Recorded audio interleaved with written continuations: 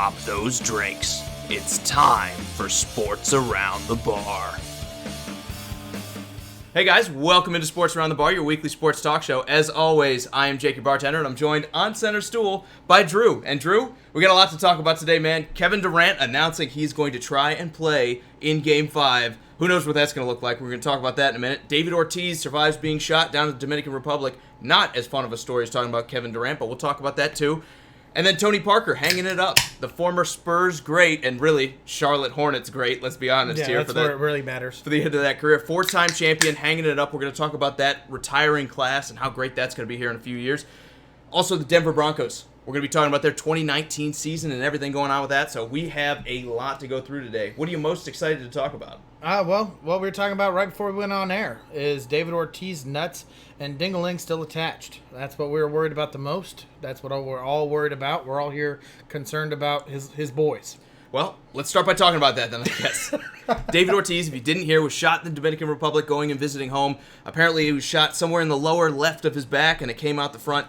You were telling me they probably had to remove a little bit of his intestines, part of his pancreas. Terrible story. Not something you want to hear about. Terrible. A mugging, a robbery. I've heard it's also could have been an assassination attempt. I mean, things get wild down in the South, down in the Dominican Republic and everything. Yeah, that's why I'll be on a big boat going around it, but I'll never go in it. Just crazy story to hear from. The other side of this, though, is the Red Sox showing a little bit of good faith here, sending a plane all the way down there to try to pick up Ortiz and bring him back home and you know, it's nice to see a team take care of a former great like Ortiz has been for the city of Boston. Still, this kind of story, man, just absolutely horrific to hear about. All teasing aside, it's sad. I mean, it really is. I'm glad he's okay, but it was a serious gunshot wound. I mean, getting immediate surgery, losing part of your organs, it's serious. So we're all glad that he's safe, and that sounds like he's gonna be fine and have a long recovery road to get better. Absolutely. Now, Owen says the Raptors are going to win out. He's already ready to talk about Kevin Durant. Well, let's see if we can change your mind a little bit, Owen, or whether you kind of stick with that towards the end of the show. Brian is also saying the Raptors in 5, even if the snake comes back. Owen says LeBron is the only person to shut down a team with a 3-1 lead in the finals, and that even took a little bit of help from the refs. Yeah, I'm not going to read that one, Brian. It's nuts and dangling. That's what I said. Did you...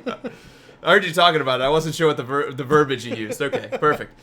Let's talk about Kevin Durant. Because, again, there's not much debate with the Ortiz story. No. Everyone kind of wishes he's getting better, except for maybe the people that sent out the hit against him in the Dominican. All prayers and thoughts to him and his family. Absolutely. Talking about Kevin Durant, though, coming back for Game 5, Drew, down 3-1 in the tank. I know LeBron was the first guy to do it. Do we see another big-time reversal of a huge lead in the NBA, or is this already done and dusted? Is it too little, too late? He's not healthy, guys. I mean, that's just the best way to put it. We're probably talking anywhere from, 15 to 20 minutes. He's probably not going to take a lot of shots. It's going to be more of a decoy. Does that help the Warriors? Absolutely it does. Did I see this coming? No. I absolutely thought the Warriors could overcome these injuries, and they did not. This is the Raptors series. Something that I've really honestly hoped for the whole entire time. Definitely didn't see it coming. I had to admit that. I was completely wrong. But it literally makes absolutely no difference in the world. KD is not healthy. He will not be putting up 30, 40 minutes and 30 or 40 points. He will not. Absolutely. Good to see you, Brian. Always good to see you back. And he's saying KD's a punk and he's never earned a ring. Look, we can go into a debate about that for a long time, but let's talk about whether he's going to get another one. He has one. I was going to say, if he comes back and wins this series, is that earning a ring at this point? I mean, he's rescuing the day. You can't sit there and look at Golden State and tell me that this team was going to win without Kevin Durant coming back. I mean, with all the injuries, all the loss of depth, they are not the same team they were in years past. They were nowhere near as dominant. And Toronto kind of put them on notice those first couple games, even when they had Klay Thompson before he got hurt. They beat him in Game 1. I mean, they need Kevin Durant to come back. Does it count to you? This next ring, does it count if he can actually come back and lead the charge against the Raptors? It'd be a miracle, but absolutely it would. If they start winning games because he came back, absolutely, that's him winning one. I agree with you. Now, Neil also says Kawhi is a stone-cold killer. He won't let Golden State come back. I kind of agree, but then again, we're getting to the point where he can only guard one guy. Maybe they ease him off of Kevin Durant this time because he's still hobbled and we don't think he's going to be 100%. But what if Kevin Durant comes out and drops 15, 20 points in the first couple minutes? I mean, if he's got 20 points going into halftime, you have to shift Kawhi over to him. You can't let Kevin Durant just absolutely maul this team. And I don't see another defender stepping up. Maybe Siakam can match up with him. There's not really anyone else I'm looking at on Toronto that they're like he's going to shut down Kevin Durant. Well, Sharif's saying Durant is gonna hold his nuts and go off tonight. I disagree, man. I'm telling you right now, I don't think he's healthy. If he was healthy, he would have played last week in week 4. They're game 4. There's no doubt he'd been playing then. He'd have played his 18, 20 minutes just to kind of get himself used to game speed and move forward into game 5. No, he's not healthy. He's going to come out, and if they do push him for 30 minutes, he's not going to be putting up the points that you see him normally doing. He's going to be wobbling on that leg. Well, I think they're going to let him play as much as he wants to. I think for Golden State, especially a guy who's about to walk out the door, it's not like Klay Thompson, that I think they're more invested in keeping than Kevin Durant. So I think they're like, let's use him up. If we can get him back into the series because we're sitting there abusing Kevin Durant on his way out the door, that's okay. I think that's going to be their mindset going into this game. You may see him play almost 40 minutes because they're like, it's house money, right? He's leaving anyway, probably. I mean, I get it, but I don't think he's going to be healthy enough to do it. Jason says they don't miss his offense. I mean, there's no doubt that Curry has stepped up. No, well, I agree. I think they missed it a little bit. I think they missed that extra option because Toronto, as good a defense as they've played, it's much easier to do when you're missing a star like Kevin Durant. I think if you put Durant into what the offense they've already played, we might see them maybe be 2-2 in the series. I can't sit there and say they'd be up 3-1 on Toronto that's played this well, even with Durant the whole way through. Yeah, They missed it. Just plain and simple because they're losing. You know, they weren't losing games prior to this injury, and now they are. I know that they dropped a couple games to the Clippers, but this loss of KD was huge, and it's for him to be back. Like I said, if he could put up anything in the minutes he could do, will greatly help this team. Just his presence alone will be enough to help the Warriors could possibly win this game. I hope not. I hope not. You ready? Ready for it to be over? I'm done. Yeah, I'm so sick of it. Does it happen tonight? I hope so. I mean, I can't sit there and Here's say... the prediction, though, Drew. Come on, you got to give me a prediction. Well, I was already wrong. I said the Warriors are going to get it, in 5, and I was completely wrong. I said these injuries don't matter. This team. I said Warriors in 6. I'm not going to be right on that either. You know what I mean? I'm just saying, I was completely wrong. I said this team is built full of champions. They've been there before. They could do it. There's no way, but it's a possibility this team could come back and make it a series. No, I got the Raptors winning it tonight. It's over. I think tonight's going to be telling, obviously. Not just because if Toronto wins, it's over, but if they come out and they lose this one close, I'm still going to pick the Raptors to win. But what if we see Golden State come out and dominate? I'm going to sit there and say Golden State's still my favorite to take 3 games if they can get a healthy Durant. I don't think Kevin Durant's going to be that healthy. I think if they win this one, it's going to be incredibly close, and then they probably won't make it through 6. But I think you're right. More than likely tonight it ends and Toronto is going to have their first championship in the NBA. So I can't wait to see it, man. I know we're going to be all over that. We're going to be talking about it as well. Jeremy, you made it to the beginning of the show. We're glad to see you. Yeah, I was about to say your queue's about 30, 40 minutes down the road, but I'm glad you're here early. Sharif, yes, we did talk about Carson Wentz getting re-signed last episode. Also, Whack Prescott, he says, wants $30 million plus. I think there's a good chance he's going to get it, and we've talked about how we feel that's going to impact the Cowboys organization negatively. I don't know that we really have the time to go into it, but I agree with you. He's probably going to be a $30 million man here, probably before the season starts. Everyone's got the Raptors here. Jeremy's saying the Raptors win tonight. KD isn't healthy enough.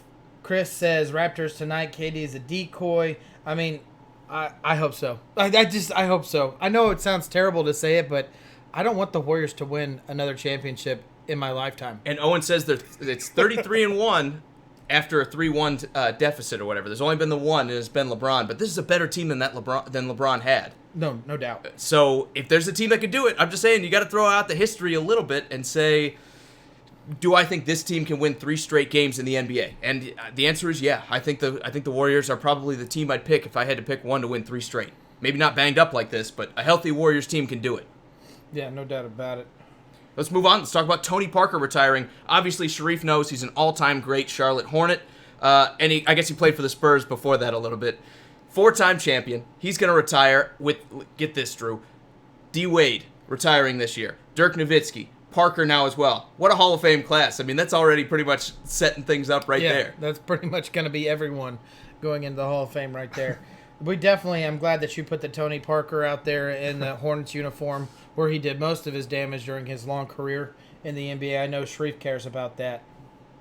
Absolutely, man. I agree with you. All-time great. Obviously, 4-time winner. I would have liked to see him stick around in San Antonio for another year. Maybe they could have made the money work. I know he moved on to Charlotte because they were ready to move on to bigger and better things. It's just one of those things that, kind of like Dirk, you just want to see him stick around, right? Yeah, you really do. I wish that they would have found money and just kept him there. Even if he didn't start, even if he was the 6th man off the bench, 7th man off the bench. That's what I would have wanted to see. Tony says, boo on Golden State. Enough is enough. I think all of Toronto and pretty much 89% of the NBA fans out there are agreeing with you.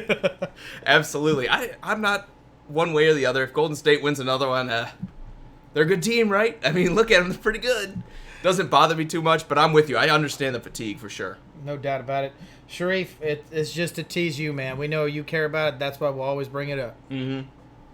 All right, man. Now let's talk Broncos if you're ready. Let's do it. All right.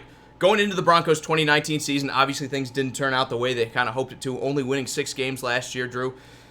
The show had a 10-6 record, but neither one of us picked it. Someone else that was on the show beforehand decided the Broncos were winning 10 games last year. We were both thinking that was a little high. You said 8-8. I said 4-12. So we were somewhere in the middle. Somewhere in the middle. It's funny. It usually goes the other way. I'm the pessimist. You're the optimist. But at least when it comes to Denver, you can never give them fewer wins. The fewer wins, the better with you, right? Yeah, absolutely. I'm okay with them not being good. There's a reason they were as bad as they were last year. 19th rated in offense, 22nd in defense, Drew. They didn't do anything particularly well. They weren't the worst at anything, but they did nothing spectacularly. Their best stat was they were 12th in rushing, even with a guy like Phillip Lindsay coming out there. Still only the 12th rushing team in the NFL. I look at this and I say, what's got better on this team? What have they done to improve? I mean, you look at all the pieces they've lost. Lots of veterans, guys like Brandon Marshall, guys like Jared Veld here, Matt Paradis at center, Billy Turner at guard. They have Bradley Roby. Let's not forget about him. They have lost so much on this defense and this offensive line that I am concerned when you look at the additions. There's only 2 or 3 guys coming in here of any kind of, major input. Yeah, no, I am right there with you. There's only 2 positions that I see that they improved, and the first one's going to be quarterback. Bringing in Joe Flacco to replace Case Keenum, I think gives you at least 2 to 3, maybe possibly 4 extra wins this year if it works out with you in your schedule. But guess what? They got a tough schedule, so I don't know if those 2 to 3 wins are actually going to be legitimate because of the way the schedule's set out. And then the other spot that I think that they got a little bit better at is cornerback. I like the additions of Bryce Callahan and Kareem Jackson. I like the more money to bring to keep Chris Harris there for a period of time of his career, maybe the rest of his career. There's no doubt that they're doing the right options there because when they look at the teams that are in their division, like the Chiefs, like the Chargers, and now the Raiders, they got a wide receiver core. You need corners to stop, and they definitely paid attention. They also said, guess what? We didn't do that great at quarterback, which I want to let you all know that I said was going to happen. You did. They need to get an improvement there, and not only did they bring Joe Flacco in, they went out and drafted a young talent in Drew Lock as well. Absolutely, and this will be, John Elway's 39th quarterback he's brought in that's supposedly the next big guy. It's their guy. It's his guy. I am still worried about it. I like the cornerback additions. I think they're a good job. I think they're going to be better than they were, but I don't think this defense goes from 20th against the pass to 5th. I think this is probably like 17, 16, 15 territory where they're going to creep up a little bit with these additions, but they're not going to be a dominant defense like they were. The no-fly zone is definitely over up in Denver. I look at this defense, and I think they're marginally going to be better, but not better by much. Then they're losing guys like Brandon Marshall that's going to help out in the run. Their linebacking core, probably the weakest it's been since they went on their Super Bowl run. I'm concerned about the Denver Broncos going forward. They should be. I know they've still got the great edge rushers. They still got guys like Bradley Chubb and Von Miller. Right, that are going to both make an impact from the outside. They brought in guys like Draymond Jones in the draft that's going to help shore up the middle a little bit, especially when some of these other guys that they have move on. But you look at Dalton Risner, who we both agree is probably a good tackle. Is he going to come right in and make that big of an impact? Well, he's the guy that can play every position on the line. And they're probably going to ask him to move inside when you look at all the interior losses. And to be honest, he's probably going to be their starting center. Mm-hmm. More than likely, they're going to be their starting center. After losing Matt Paradis, they needed to find some kind of person to replace him, and I think they found a good one in Dalton Risner. And we absolutely loved their draft when it was all said and done. When all the smoke cleared, you see Noah Fant. You're looking at another target for Joe Flacco, maybe Drew Lock down the road to throw to. You're looking at an offensive lineman that might be, This could have been the best tackle in the draft. Could have been yeah, absolutely. Maybe second behind Jonah Williams. Right, and then you got the Draymond Jones as well, and the Drew Lock draft. it's definitely one of our favorite drafts for sure this year. They did a good job. I totally agree with you. I think they didn't reach on Drew Lock here. But let's go to the comments really quick. Sharif says Denver will be that fly you can't swat. He says the Broncos will be 8-8. Is that a little optimistic? Mm-hmm. Okay. Well, yes. Spoiler alert going forward. Tony also says the Bucs are going to be better than we think. And he says Jameis, OJ, Evans, and all the boys. Well, you're right. I think they're going to be good at throwing the ball. I think Jameis is going to have some games where he throws 450 yards and 4 touchdowns with 1 or 2 interceptions, and you probably win those games. The problem with the Buccaneers, there are going to be games where he throws 2 touchdowns and 4 picks, and you can't run the ball. And teams that are good at guarding the pass are going to slow you down, and the defense is eroded.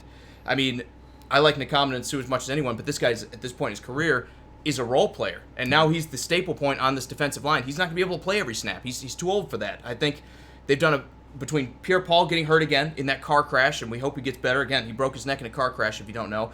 And then having to get rid of Gerald McCoy so you can sign your draft picks, this defensive front is going to be significantly worse than it was in 2018, and it already wasn't good. Yeah, no doubt. Sharif's trying to over here poke the bear. He says Flacco will go off. The Broncos will beat the Chiefs 21-20 in Denver. I completely disagree with you, man. And Austin said Flacco isn't much of an improvement. If they protect him, I think he can be. If you leave Flacco alone in a pocket, you give him a good running game, I think that offense could be okay, right? But we kind of agree they don't have enough weapons. We like the Noah Fant addition, but tight ends historically do not do well the first year in the NFL. Right. It's one of those positions you need to grow into. And then at wide receiver, they have Emmanuel Sanders at 32 who's going to be headlining the way for them. I mean, there really isn't another guy in this roster you can look to and say he's going to dominate in the receiving core, except for maybe Phillip Lindsay. Austin, I disagree with you, man. I think it is an improvement at quarterback. Not only is it an improvement in quarterback for right now, I think it's an improvement to who is going to be teaching your young quarterback how to play. If I had an option and I had Drew Lock, I would want Joe Flacco showing him how to be a quarterback in the NFL over Case Keenum. And he kind of walked it back a little bit. He said he's better than Case Keenum, but he's not an elite quarterback by any means. He said he'd put him slightly above average. I'd say slightly below average at this point, but not to the point where that's that much of a hindrance. I think Joe Flacco, if you put a good defense around him and you protect him and you give him a couple weapons and you run the ball and you do everything else, can still win you a Super Bowl. Kind of like he did in Baltimore. When you don't ask too much of this guy, he's the guy that doesn't make mistakes, and that it can be good enough in the NFL. But they are going to be asking a lot of them. More than likely. This division puts up points. When you have the Chiefs, when you have the Chargers, you have to have an offense that can put up points. Yeah, you need to compete. But on the other hand, look, they've kind of set their defense up to try to stop teams like the Chiefs. They focused on edge rushers. They focused on secondary this offseason. Did they do enough? No, I'm not saying that, Drew. So don't flip out. Well, no, you're good. I'm just trying to think of what happened in the Chiefs games. I think it was 27 points the Chiefs put up, and I think it was either like 34 or 35 in the second game. So you're telling me that, you're not telling me, but this offense has to be better. This offense has to be able to put up those numbers. And I'm kind of with Austin in the sense of Joe Flacco isn't that. Joe Flacco isn't a 40-point touchdown quarterback. He's just not. And Jeremy's saying compared to Keenum that Joe Flacco is a better quarterback, and so is Sharif. I think we both agree with that, right? We'd take Joe Flacco as a starting quarterback over Case Keenum. Oh, yeah. But I don't think Joe Flacco, to me, is probably sitting somewhere around the 20th best quarterback, and Case Keenum's sitting somewhere around 25. Yeah. Neither one of these guys, you're sitting there saying, we can win a Super Bowl because we brought him in there. It's an improvement. You always want to improve, especially at quarterback, because there's the most kind of change when you improve that position. But do I think Joe Flacco makes this team a playoff team by himself? Probably not. Do I think Drew Lock can come in and make this a playoff team? No. But Joe Flacco, at the very least, will give you options with Drew Lock. Where if he's not ready, if Drew Lock's not ready, you can let Joe Flacco get beat up, and that's okay. You can kind of use Flacco as that bridge until Lock is actually ready. Yeah. Scott said he would rather see a young player than keep cycling these stiffs. He said especially these college offenses. He's kind of in about just getting Drew Lock out there as quick as possible. And man, I'll agree with you. If they drop a bunch of losses real quick, absolutely. But at the same time, one of your issues was your offensive line holding during passing plays. They were not giving Case Keenum a lot of time, and to put a young guy in there, and I know you're big about this, he might get ripped apart because as much as Emmanuel Sanders would look like a stud, he only played 12 games last year, so he couldn't stay healthy. You had Cortland Sutton, who I know you're bigger on, but I still like to see bigger things about. I know you're excited to see what his future is. I'm not saying he's good now, but right. And then you got Noah Fant. You got a young. I think I'm on record saying Cortland Sutton hasn't been good enough, but that's okay. You think he can still be there? I don't really know if it's just said and done that he's going to be good enough to be there. Yeah, I agree with you, and then I don't, man. I mean, you want to see Drew Lock out there as quick as possible, but there's a reason why you brought in Joe Flacco, and that's to play games and to keep his young quarterback until he's ready to go out there. And Steve says, in Jurassic Park for Game 5, I know he's excited because his Raptors are probably going to win the NBA Finals. If you look at history, they're, 33-1? That's, 97, 98% there? Looking pretty good for you, Steve. I hope your trends kind of go in that direction and your team can get a win here. The other thing I'll sit there and say is we talked about that a little bit before. What is KD going to do with him coming back? Is he going to be the X factor?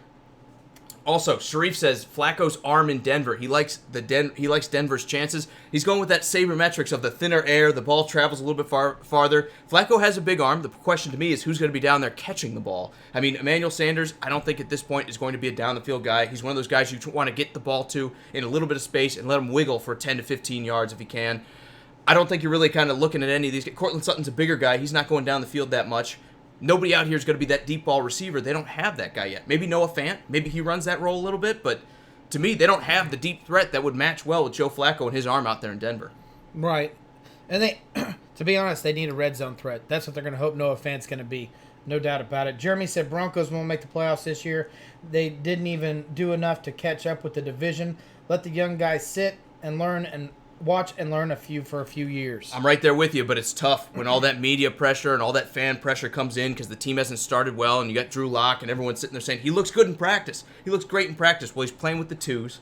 Every quarterback that has any kind of hope of starting in the NFL should look good against the twos. It's really tough as a GM to sit there and weather the criticism and say, I don't care. We're not going to put him in a bad situation. It's much easier to just sit there and say, it's time to move on. It's time for the new era here in Denver, and then you throw the kid to the wolves and you wind up with Josh Rosen. Yeah. And that's what I complained about forever before they put Josh Rosen in. So, last couple comments, and we'll get to the schedule. Brian says Drew Lock might get playing time due to losing or due to injury. No doubt about it, man. I think if they go in a really bad loss streak, you'll see Drew Lock out there, no doubt. And as we go through the schedule, why don't you tell us when you think Drew Lock starts? Why don't we start with that if you're ready? And let's go ahead. You got one last one. Street said the AFC West will be tough. I think that it is one of the toughest divisions in the NFL. And one more. Scott says if Denver defense shows up like they could, an average non-turnover quarterback could win there. I agree, but this is the 22nd defense from last year. They were 13th in scoring. So they were better at keeping people off the board, but they were giving up yardage. That can kind of change a little bit as time goes by as well. That 13 can drop to 17, 18, 19, 20, more reflect where your yardage is at. They didn't show up last year. They've tried to retool a little bit. They're going to have to improve on the defensive side if this team is going to have some success. Speaking of which, let's start with week 1. On the road in Oakland, Drew, the retooled Oakland Raiders. You didn't want to give this one to Denver. You wanted Oakland to get this win on the first one. Yeah, you had to talk me into this Monday night in Oakland. I mean, probably close to one of the last Monday nights ever for the Raiders to be there. I mean, I kind of want to see the Raiders win it, and that's just because I think the Oakland fans deserve it. Well, I think it's because you want to see Denver lose it. It's not like I want the Raiders to win either. But no, I really honestly do. I think the weapons with David Carr and Antonio Brown and their young running back and Jacobs, they have a good chance of winning this game. But you talked about the offensive line being put together. You're talking about 2 pass rushers that are going after corners that have changed with like Callahan and Jackson that's being brought in there. A middle linebacker, the reason why they let Brandon Marshall go and become a Raider who stepped up is Todd Davis, who really stepped up. This guy became the center point of that defense. They have an opportunity to beat the Oakland Raiders in Oakland, and I got to agree with you. I think they're going to win. I think this is just change on the Raiders side of the ball. And don't forget, guys, you get to vote here. Austin's already beat me to the punch. He says that the Broncos are going to lose this one to the Raiders week 1. Brian as well. You guys get to vote on this. So if you have an opinion one way or the other, you let us know in the comments. We are going to record what you guys have and pair it against what we pick in the offseason and see who does better. So going into this here really quick, I think the Raiders are going to lose because they've changed too many pieces. You look at this offense. Tyrell Williams is new. Antonio Brown is new. They have so many new pieces that Derek Carr is going to be trying to throw the ball to. They have new pieces trying to protect him. They have new running backs as well. I think there's just going to be that kind of discombobulation that comes with the early part of the NFL season. It's going to take 2 or 3 weeks for this team, kind of like I talk about Cleveland, to gel. I think Oakland has changed more than the Broncos have. And I agree with you, except the fact that they bring in Joe Flacco. And Joe Flacco is the person that gets all those guys the ball. The one thing that did not change in the Raiders organization is Derek Carr. And he is still there. But I don't think it really has anything to do with the offensive side of the ball. I think it's the Denver's defense with that quarter or that head coach there that's going to change his defense into being a lot better. I think that's the reason why the Broncos win this game. And Jeremy has this as a win, so 2-1. We are going to go with a loss in this one, Jeremy. We appreciate the vote, though. Look, I look at this game. My biggest worry about this, I get what you're saying about Derek Carr still being there, but all his weapons and everything else are changing. Joe Flacco is the new part in Denver, but we're not asking Denver to throw the ball all over the lot to beat the Raiders. They're just going to have to run it a little bit, and I think running the ball with guys like Phillip Lindsay and their other running back, whose name I can't think of right now, Rolls-Royce. Yes, Rolls-Royce Freeman. I think they're going to be just fine. I think Oakland's going to have a hard time week 1 with a defense like this and a running game like this. I think this is a Broncos win. Well, Sharit's tied it up. We're 2-2 at this point. But we already wrote it down as a loss. If someone else is out there wants to vote, let us know who you think. If the Broncos and the Raiders are playing against each other in Oakland on Monday night. Let's go to week 2, where the Broncos get a really tough opponent and an opponent that their head coach is familiar with, and the Chicago Bears coming into Denver. Let's go to beer 2. How about that? We can do that as well. But yeah, this needs to be a bloodbath. If Chicago is going to be the playoff team everyone kind of believes that they can be, they need to beat teams like the Denver Broncos. We've seen them stumble a little bit in other games, kind of like Arizona last year, where they didn't show up in games that they should win. The question to me is, are they going to grow from that? They are still somewhat of a young team. I think Chicago is probably going to be too much for Denver, but I think this stays close. I think this turns into a defensive kind of struggle, where we see both of these defense going after young quarterbacks, or a young quarterback in Trubisky. Hopefully not a young quarterback for Denver yet. Hopefully Drew Lock isn't starting week 2.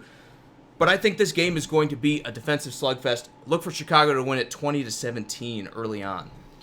Well, there's no doubt about it. The Raiders are going to win that game. Nate and Scott are going Raiders as well. So, now, on to the next game. Jeremy has this as a loss for the Denver Broncos. Brian is saying loss. Austin is saying loss. Anyone want to turn the tide and say they're beating the Bears week 2? No. There's no way. You got Mac back there. He wants to go, hey. Well, there's no way on paper. No, it's not going to happen in real life either.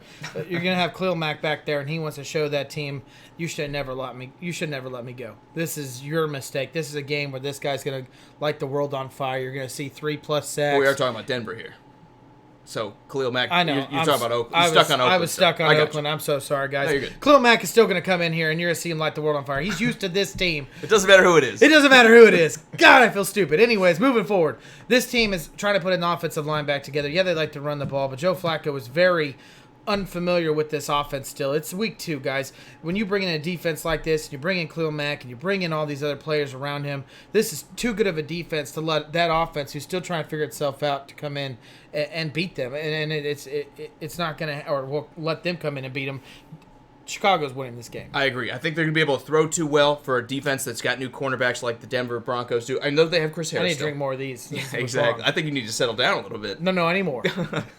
I think the defense is going to struggle against Mitch Trubisky's passing attack. They've only got deeper at receiver. They've added some other guys. You're going to see guys like Anthony Miller step up in this game, where it's not the guy Chris Harris is shutting down in Robinson. It's going to be everyone else in this defense that moves around and makes things happen. Look for Chicago to win it.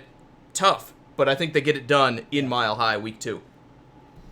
And Scott's saying the Bears defense will be ready. That is what I like. Defenses that don't change. Except for losing Adrian Amos, this defense is pretty much back from what it was. I think minus the coordinator.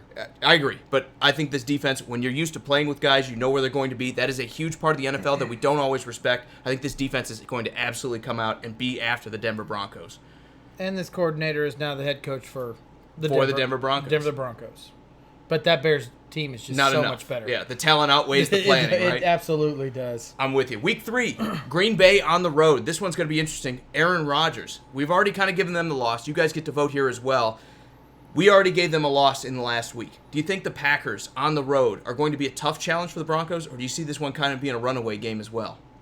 I think I don't know about a runaway game, but when you throw Aaron Rodgers into the mix and it becomes a shootout, and you got Joe Flacco with just a sketchy offensive line until Dalton Risner really gets his heels in the ground. It's going to be an issue for the Broncos to keep up with a high scoring offense. I think that's where you're going to see the Broncos get a lot of losses, is when teams start putting up that 25, 30, 35 points. Can this offense get more than that? And I don't see it. And I think that's what's really going to hurt this offense until you see a significant change. Nate says, go Pack, go. No surprise there. He's got the Packers in week 3 as well. Brian and Austin kind of agree here. They say this is going to be a loss for the Denver Broncos.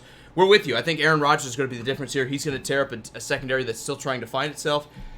Again, kind of like some of these other games we talked about with Green Bay, if you survive this one with Aaron Rodgers and he's not banged up, you call it a win no matter what happens. The only worry here for me is that Von Miller or Bradley Chubb lays the wrong hit on Aaron Rodgers and we see him miss some time because of it.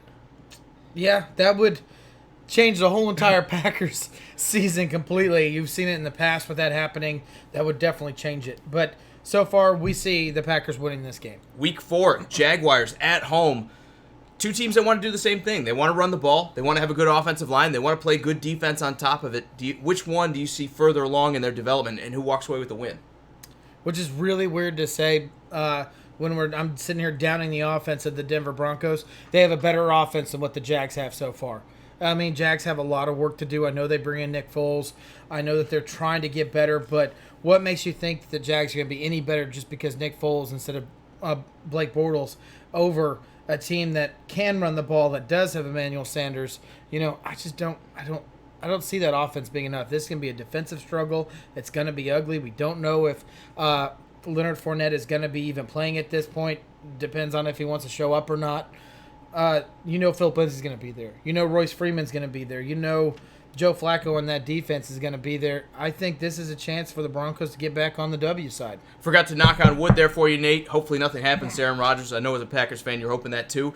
I'm with you, Drew. I think this might be the game that they kind of get the season back on track because you don't want to fall to 1-3 in the NFL. Historically, if you get there, the odds of making the playoffs are pretty far out there. This is where they bounce back and they're 2-2. They're going to beat a team like Jacksonville that you match up these defenses. You've got Nick Foles, who's new and has fewer weapons, I think, even than the Denver Broncos have. I think when you look at this game, the Jaguars are going to need to do something spectacular on defense if they're going to win. And we haven't seen that same defense from 2017 in a while, right? It was week 2. Exactly. It was a long time ago. 2018. My question is going to be, are we going to see that again? Probably not. I think the Jaguars lose this one as well. Brian's saying it's a win. Austin's saying it's a win. I think we kind of agree with them. We're going with a win for the Denver Broncos here. Absolutely. Week 5, Chargers on the road. This, to me, is where the Chargers kind of show their true colors, and they lose a game that they shouldn't to a team like Denver that's in division. It's rough. It's one of those defenses that can get after Phillip Rivers a little bit and frustrate this offense a little bit, make them make mistakes. We have it as a surprising loss early in the season. You didn't want to say that. You wanted to say 2 wins to the Chargers, 2 wins to the Chiefs. More on that later. You wanted to sit there and say that the Broncos were going to struggle in this game. Have you changed your mind any, or are you still thinking this is going to be a difficult matchup for them? No, I definitely think this is going to be a difficult matchup for them. I know that you like to harp on the Chargers last year about how they couldn't beat a team soundly, where it was never like a solid win. But in the NFL, we all know a W is a W, and it doesn't matter how pretty or ugly it was. This team is just ask the Titans.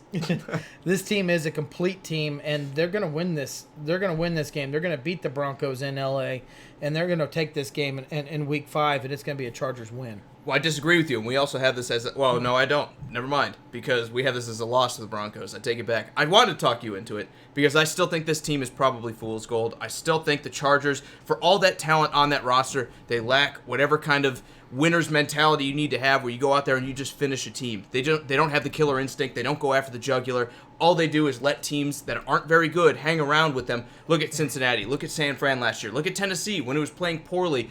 They let all 3 of those teams hang around when they should have just dominated them. The Chargers, to me, don't have the killer instinct it takes to be a Super Bowl champion in the NFL. I think that's why they're going to struggle in this game. We still have it as a loss for the Broncos. We still have the Chargers winning this game. But I think this is going to be closer than everyone thinks. I think the Broncos are going to come out motivated looking at that 2-2 record and saying, here's where we beat a division rival to propel ourselves forward a little bit. Yeah, The issue that the Chargers really has, they didn't have a home field advantage. Guess what? They went to the playoffs. LA is becoming a football team slowly, with the Rams getting there to the Super Bowl last year.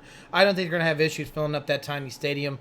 This is not in Mile High. If this was in Mile High, I could see it going the opposite direction. But because they're in LA, they're not with that thin air. This is a Chargers game written all over it. And Scott's taking the bolts. He says no one is a killer on that team. I mean, they have good players. Phillip Rivers, I think, is one of the most underrated quarterbacks for as good as he is.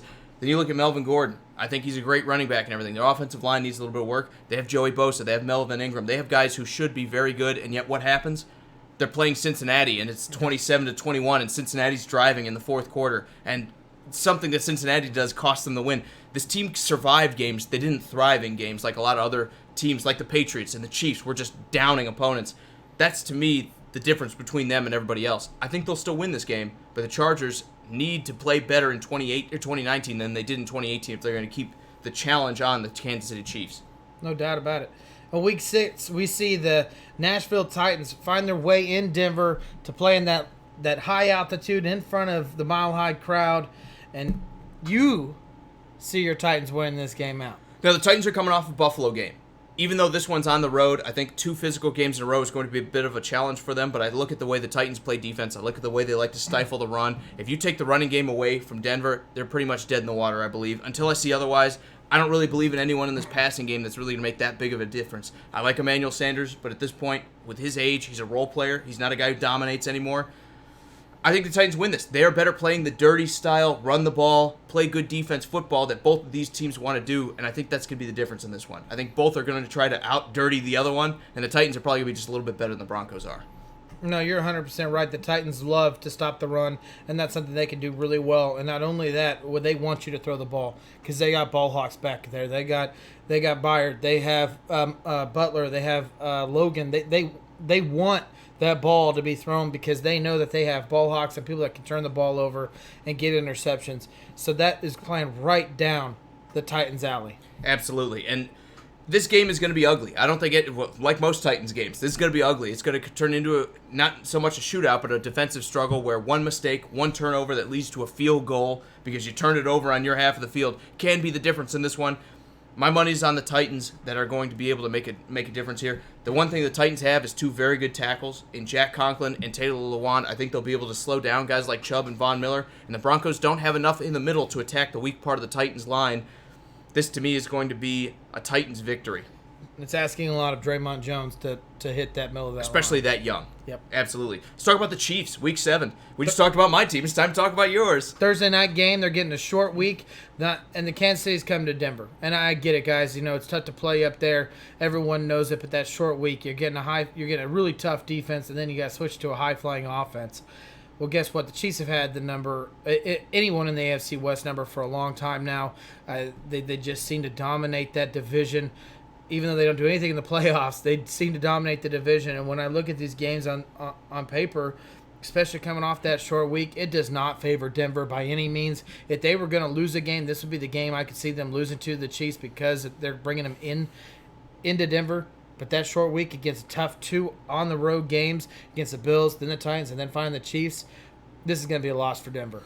I agree. Again, if you didn't play the Titans beforehand, I'd be willing to sit there and say maybe they have a chance. Maybe the defense is going to be fresh enough that they're going to create a little bit of havoc against the Chiefs and everything. But when you're playing a physical, demanding game where the Titans are trying to run the ball 60% of the time, you're getting Derrick Henry plowing into your linebackers in the middle of that line and everything, they're going to be tired.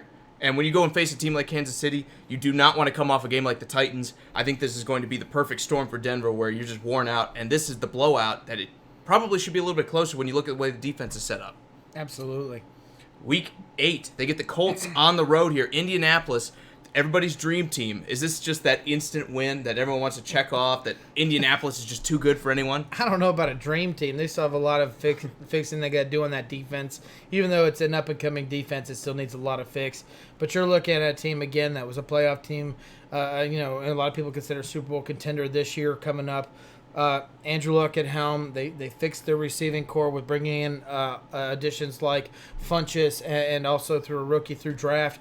This team has only gotten better, in my opinion. There wasn't a lot of losses anywhere. You're still talking about one of the best offensive lines in the NFL, and Chubb and Miller are going to have problems getting to Luck, especially with that quick release with all those tight ends and weapons he has. This is a Colts win. This is the blowout game that Denver doesn't want to see. As a Titans fan, let me just say, it's a win for the Colts, all right? I don't think we need to go too much further into that. No, I agree. Andrew Luck under the helm is going to be too much for any defense if you leave him back there. They don't have the offensive power to keep up with a team like the Colts, and Justin Houston maybe makes his return in this game against a weaker offensive line. Team he's familiar with, too. Exactly. Let's see, at this point, how everything's healthy, but short of major injuries on the Indianapolis side of the ball, I don't see them losing this game. Austin has the Colts winning this game, too. All right, let's move on and talk about the Browns Week 9, Drew. The Super Bowl team should be on track now, right? Here's everybody's team. Here's everyone that everyone's talking about that should be. This team at this point in time should have all their offensive weapons back, and they got a Denver killer there that's going to be his first week there, and that's Kareem Hunt. Kareem Hunt favors matchups against teams in his old rivalry that he used to as a Chiefs player. We never see him in a Browns uniform. This is going to be something new for everyone. But we'd like to think his first week back, his first game back against a team he's familiar with, he's licking his chops. Absolutely. I think this game is going to be far enough into the season that the Browns have had a chance to click. Baker Mayfield's already had 8 other games to play with these other wide receivers that they brought in, like Odell Beckham. They're going to be on track. They're going to be motivated. They're going to be smelling the playoffs, probably a couple games behind where they want to be. So I think this is going to be a hungry Browns team that's going to be able to go in a mile high and get another win against a team like Denver that's just not quite there yet. Yeah, no doubt about it. Week 10, they go into a bye. I'm retarded. I'm sorry. They're glad. They're glad that they are going into a bye. As far as the show got them at this point, they only have 2 wins, so they're 2-7. You guys only have with 1 win. It's They have 2. No, they've won. They've won. It's rough. It's looking terrible, and it's only going to get worse because Week 11 they go into Minnesota and they face a tough team like the Vikings. Yeah, it has to be another loss. We want to give a lot of credit to this Denver team. They're probably somewhere where they were last year, 5, 6, 7 wins. But you look at the way the schedule shakes out, who are they beating? They're not beating a team like the Vikings on the road that's going to be in the middle of a playoff race that's going to need it. They have to beat teams like Chicago. They have to beat teams like Green Bay to the end of the season. They can't drop games against Denver. I think this is the better team. It's the more the complete roster. They've devoted themselves to trying to protect Kirk Cousins a little bit better. This is a loss for Denver because you're not, again, going to be able to keep up with Stephon Diggs' production. You're not going to be able to keep up with Adam Thielen's production. You don't have guys that are going to match them pound for pound. And Denver's going to get behind by a little bit, and then they're going to be in that desperate kind of catch-up mode, and they don't have the weapons for that. Yeah, no, they don't. I've talked about this every time. Brian's saying Week 10 is where Locke comes in to start. Sorry, keep going. No, it's definitely a possibility, but worst case scenario, it's a worst case scenario for him because he's seeing that Vikings defense. And I say this every time I bring up the Vikings is they're the best duo of receivers in the league with Thielen and Diggs. And as much as I like Chris Harris, he can't cover both of them. And they're going to create offense that's going to allow one of these guys to get open. And someone, more than likely Thielen, because he seems to be the guy that always does it, is going to go off. And Kirk Cousins is going to have a big game against a opposable defense that knows how to get after people, but it's just not going to be enough. It really isn't. If it's Drew Lock, you might see a spark a little bit in that offense, but I don't know if it's going to be this week against the Vikings. Exactly. Week 12, they're on the road in Buffalo. They're going to play another team that likes to do a lot of what they do. We have this as a win for the Denver Broncos, but I think this might be a loss, Drew. Again, I'm looking at this schedule. They've got 1 or 2 wins at this point. If that's the case, they're going to go into Buffalo and lose this game. If they've snuck a couple other wins, Buffalo maybe is a fair matchup for them. They both like to play really good defense. They both like to run the ball. The difference, maybe to me, is experience at quarterback. With a guy like Joe Flacco, if he's still playing, is going to have a lot more experience than someone like the rookie for Buffalo last year, whose name I can't think of. Josh Allen. Thank you. Josh Allen, to me, is going to have to play against a tough defense here. The pass rush is going to be after him. And I think it's the defense is going to be athletic enough where he's not going to be able to run too much with his legs. They're going to find a way to scheme that out of the game. Then who's beating him? Can Cole Beasley match up by himself and do enough to win this game? Probably not. That's why I give the edge to Denver here. Brian says Callahan will be okay against one of them, but not much to change the outcome. I agree with you, Brian. It's just when you look at Adam Thielen, you look at Stephon Diggs, they're just too good for an average corner to really shut him down. You're going to see him get open. And the reason why we look at Week 12 is we talked about Drew Lock being the starting role at this point. We see him being able to spark some of this offense going as Cortland Sutton maybe goes off. Maybe Sanders gets a little bit of spark to the end of his career coming to an end because they have someone like Drew Lock come in. But we do have him going off into the Bills, into the Buffalo, into that cold weather and beating them. Because that's what we believe, that a young quarterback like that can spark a little bit of offense. And Denver's open air. I know the Buffalo Bills like to say that's one of their bigger advantages. They get the cold, open air stadium. There's always snow on the ground. Denver's used to that. This isn't the kind of team that's that much of an advantage for because they're used to doing that way up in the mountains where the air's really thin. So that, to me, almost nullifies that advantage entirely in Buffalo. You look at these two teams, they're both kind of 5, 6, 7 win teams that are trying to get back on track. I think Buffalo is going to get outmatched by Denver here. And we're going to see the Broncos get their 3rd win of the season. Let's talk about Week 13. Chargers at home. We already gave them 1 loss, Drew. Are they going to beat them twice? I think if it's Drew Lock playing this game, I think you're going to see an offense that gets sparked. You're going to see they just got off a win with the Bills. They know a rival's coming into town. They know it's a team that should beat them, and they know that. And they want to be the reason why that team might not get the number 1 seed or number 2 seed, not get a bye week going into the playoffs. This is a team that is proud enough that you talk about who can keep games very close. And when they see the Chargers come in, they want to beat them. And I think this is a chance for them to beat a playoff team. I think so too. And this is the kind of game that has loss written all over it for the Chargers, where it's a team that's defeated, way down on their luck. They shouldn't have any kind of aspirations for the playoffs at this point, and yet they're going to go in here, they're going to let them hang around, they're going to drop one of these games, and then Kansas City's going to eke them out for like one game to get the AFC West win. I think this kind of game is those kind of trip-up games that teams like LA now, needs to avoid. Mm-hmm. Brian's saying win here, though. He says he thinks that the Broncos can beat them as well. And we're kind of with you. Yep, absolutely. Jinx.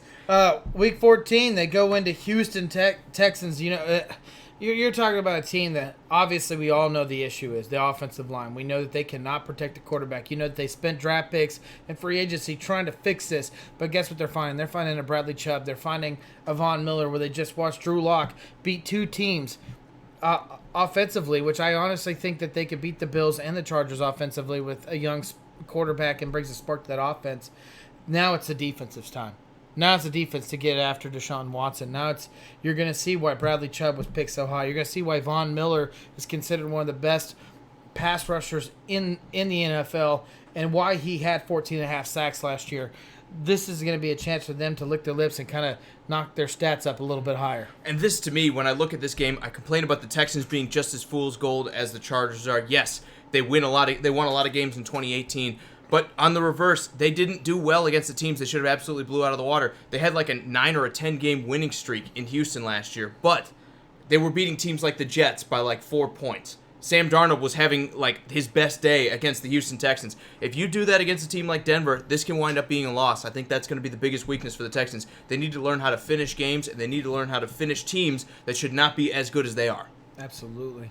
Let's talk about the Chiefs, Week 15. Drew, I was trying to talk you into like one of these games, but you weren't having them, right? No, this is a sweep for you? This is when everything snaps back to reality. They go into Kansas City in front of the loudest fan base in the NFL. I just want everyone to remember that it's not the Seahawks. And they're going to find a team that's just ripping and roaring through teams, trying to get ready for another playoff run and try to get to the Super Bowl. And as much as I fully believe in someone like Drew Lock who can do so much for a team, just like what Patrick Mahomes did for the Chiefs, even though they weren't a terrible team prior, he just creates that spark. When a young player comes in, he does well. But at this point in time, the Chiefs have 14 weeks behind them. This defense is now clicking. Even if it's a 20-ranked defense, it's better than what they had last year. And that offense with Patrick Mahomes, you would think Tyreek Hill is now playing for sure at this point in time. Right. Kelsey's still going. They figured out their run game. This team is scary. No one wants to face the Chiefs late in this year. More than that, I think the Chargers will still be on their heels. Just like I don't think they're good enough to be a Super Bowl team, they're still a team that's going to have 9, 10, 11 wins. They're going to be pushing the Chiefs all the way to the finish line, I think, and this is going to be a must-win game for the Chiefs. That's what's going to keep them motivated and probably keep the Chiefs. They'll jump way out in front of Denver like they did a lot of times last year. Maybe they ease off a little bit, but they find a way to get the win, and that's all that matters in Kansas City. I think this is going to be a loss for the Chargers here. Let's talk about the Lions. Week 16. This is going to be an interesting matchup. Both of these teams we think are going to be out of the running by this point. But things change quickly in the NFL. Maybe one of these teams, or both, are in the playoff conversation this late into the season. Absolutely. And the Lions have good corners. Darius Slay. They took a young corner out of the draft that I'm blanking out of his name right now. They have a defense that's going to be trying to put together and try to make it better. I think the Lions are just a few years away from being a decent team. And I think something like the Denver Broncos, where they're now for sure starting a young quarterback, is just not ready to be as good as they could be. You're looking at a Lions team with Matthew Stafford, and I blank out on the head coach name. Patricia. He's going to have this team ripping and roaring, ready to go. They're looking at next year's season. This season's over for the Lions, but they don't want a team like the Broncos to beat them. I think they go down punching as well. I think when you look at the Lions, they've gotten better on the defensive front, bringing in guys like Trey Flowers. I think they still have Snacks Harrison, who's going to be good in the interior of that line. They're going to have enough playmakers on the defensive side of the ball that this might be that shining moment of the season where, hey, the defense looks pretty good, right? We're starting to get an identity. Matt Patricia is trying to build a defense. He's brought in a bunch of players to help on that side of the ball. This might be the kind of game where they finally shut somebody down, and you're like, okay, I see why we want to do that. Matt Stafford still needs more help, but I think with his experience, he's going to be able to play well against a defense like the Broncos, or well enough to get a win here, even in Mile High. Absolutely. And in the season, in Week 17, they see the Oakland Raiders come into Denver.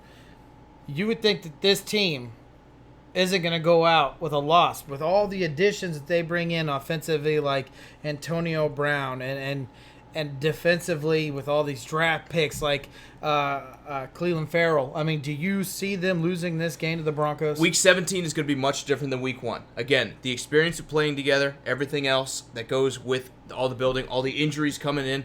I think the Raiders will be much more prepared to beat a team like Denver by 17 than they are at 1.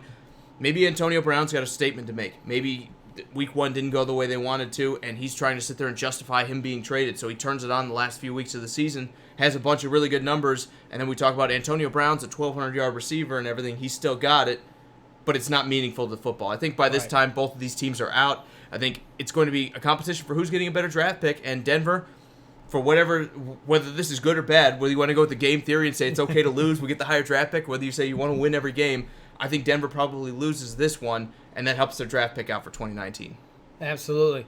So we end our preview of the Denver Broncos 2019 season as 5-11. I know that you guys have them a little bit less than that. You guys have them at 3-13. This is a team that I know Sharif said they could go 8-8. I think that's where everyone's sitting at. I know a lot of Broncos fans. I'm from Colorado that seem very highly about this team. They look at their defense. They look at it's the names. You fall in love with the names. You look at that defense and the head coach coming in that's going to revamp this defense, and you get excited. I just don't know offensively if they have enough. I agree, and I still think they have enough holes on the defensive side of the ball. I don't think they have the linebackers like they used to. I don't think that the safeties are as good as they used to be. I like Chris Harris. I like Von Miller. I like Bradley Chubb. You've got some great names. You probably have some Pro Bowlers on this team, but a couple good players in the NFL is not good enough. You need to have a good unit. I don't think they quite have a good enough unit, even on the defensive side of the ball, to make the playoffs. This team, to me, they're going to have to they're going to need someone to come out of the woodworks and really surprise us if they're going to make an impact in 2019. Because right now, I look at this roster, they don't have it. Austin, you're missing some games. I'm assuming you're probably saying 4-12. Brian has them as 3-13. I agree with you guys. I don't know if I see this team. You talked being a lot of these wins. I was kind of the one being a little bit more pessimist with them, but maybe that's just because I'm a Chiefs fan. But I think the Broncos 2019 season is going to be a struggle. But guess what happens when you struggle? You get high draft picks and you move forward. Especially with a young quarterback, it's not the end of the world. You're going to go get more high draft picks. You're going to be able to bring in some weapons, probably a receiver in 2019. I'd have to sit there and say, if you believe in Drew Lock and you see any kind of flash out of him, the next priority will be, let's get him some weapons and see what we can do with that. Absolutely. I like that they're still trying to keep the defense intact. I don't think Denver's done enough for that, but I like to see them try to keep as much of this defense going. They've brought in new cornerbacks. Maybe they add for another season. We're talking about this defense going back to being elite again. But for right now, they're still short. Oh, Austin, you're good, man. I just was making sure that's we know what you wanted.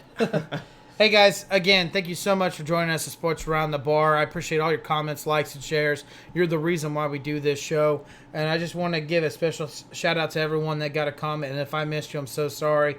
But Owen, Brian, Jason, Neil, Sharif, Jeremy, Chris, Tony, Austin, Nate, and Scott, you guys are all awesome. Thank you so much for joining us this evening. Absolutely, guys. It was fantastic. We know you guys are pretty pessimistic on the Denver Broncos, kind of like we are for 2019 here. We can't wait to see you again on Wednesday. We're going to talk about what happens in the NBA. If there's any more NBA games to play and talk about, we're going to talk about all that. We're going to talk more football as well. So for Sports Around the Bar, I am Jake, your bartender. This is Drew. We will see you on Wednesday.